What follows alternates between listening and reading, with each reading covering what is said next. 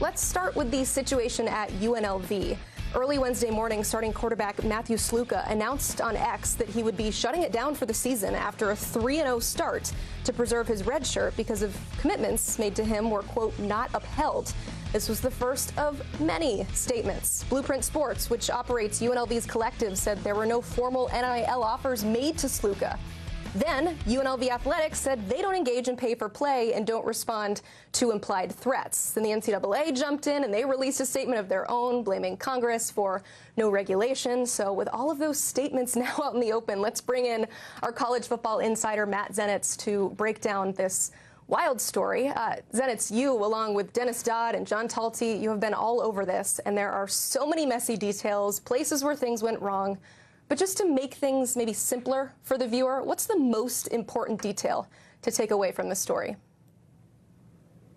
Well, first of all, just the big picture components of it, and just this being the latest confirmation that we have a flawed system right now that has put us in a position where we have a starting quarterback for a 3-0 team that has a legitimate chance at competing for a spot in the college football playoff, who's now sitting out the rest of the season. But at the same time, it's just a messy, unfortunate deal for UNLV. And it's a business situation that went wrong, where there was clearly verbal communication that took place, and a quarterback who was under the impression that he was going to be making a certain amount of money. UNLV had verbalized to him, specifically an assistant coach on that staff, that they couldn't finalize a contract until he actually enrolled in school. But then once he did enroll in school, the contract was never actually finalized, never received any money aside from the $3,000 relocation payment that the UNLV gave him. His camp had approached UNLV during the course of the last couple of weeks to try to get this resolved, and even expressed a willingness to take far less money than what was initially agreed to. And UNLV was set on an amount that was far less than what the quarterback and his camp were comfortable with, and leaves us in the position that we're in right now. Just crazy that all of this is trying to be ironed out while the season has already started. I said it, they were 3-0. They have playoff aspirations, Mountain West title aspirations, and Sluka was both their leading passer and rusher for this team. So what is the likelihood of any reconciliation between Sluka and UNLV, or is this over? Zero.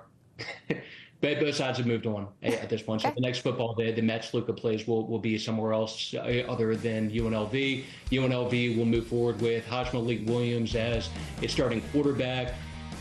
They actually brought in both of these quarterbacks. So Matt Sluka, Malik Williams got commitments right around the same time. There was a competition that took place during the course of fall camp.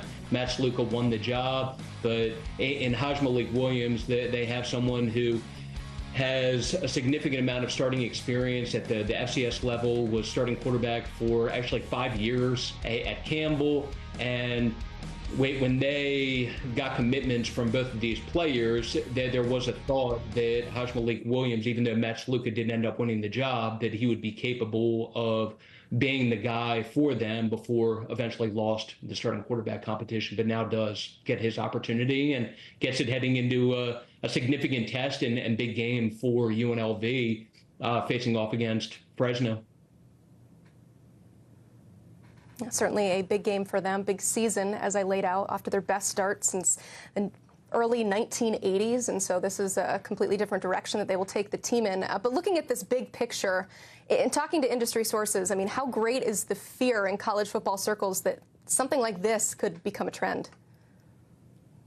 The biggest thing I would say is everyone wants to compare this to NFL free agency. The big difference with NFL free agency, and I'll look at it from both sides, is first of all, for the player, when you agree to terms with the team, very shortly after that, you have a contract that's finalized. And not only do you have an agreement there, but you have something in writing that is legally binding there, and you know exactly what you're going to be making. And it helps players, their camps, avoid situations where they end up receiving less money than what we were under the impression that we would be getting. And unfortunately, this is far from the first situation where a player has ultimately received less money than what they were initially under the impression that they were getting. But the benefit for teams in that also, in terms of getting something in writing, is, again, to shift back to NFL free agency. When a team agrees to terms with the players, there is something that is signed shortly after that the team knows that the player is completely locked in.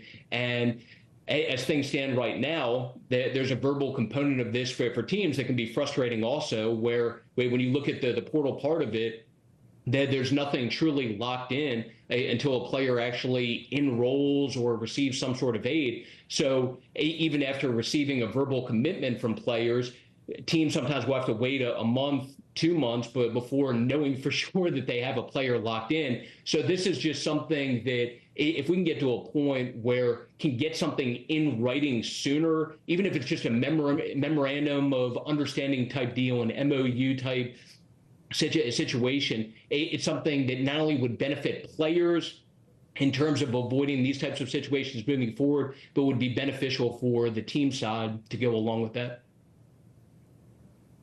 100%. It can be viewed as pay for play if you engage in these conversations before they officially agree. But in what other walk of life would you agree to go somewhere without any sort of something in writing giving you some security? So great job breaking this all down. There's a great story on CBSSports.com detailing everything that we know about this story. It's super thorough, nuanced. Highly recommend that you go check it out. Matt Zenitz, thank you so much.